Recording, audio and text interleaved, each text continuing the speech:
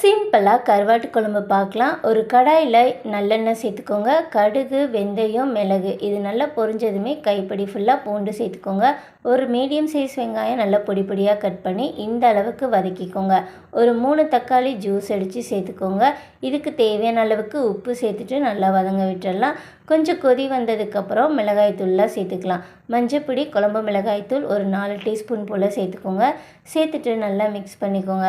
இது நல்லா ஒரு தொக்கு மாதிரி வந்துடும். இப்போ ஒரு எலுமிச்சை சைஸ் புளியை கரைச்சி அதையும் இதில் சேர்த்துக்கோங்க.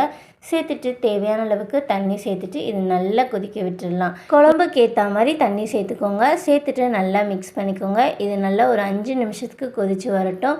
இப்போ ஒரு 4 போல் கத்திரிக்காய் எவ்வளோ வேணாலும் சேர்த்துக்கலாம். நான் ஒரு 3 போல் கத்திரிக்காய் சேர்த்துருக்கேன்.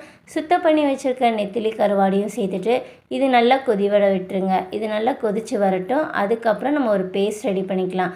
3 பத்தை போல் தேங்காய், 1 டீஸ்பூன் போல் சோம்பு சேர்த்துட்டு நல்லா நைஸாக அரைச்சி அதையும் இதில் சேர்த்து நல்லா மிக்ஸ் பண்ணிக்கோங்க.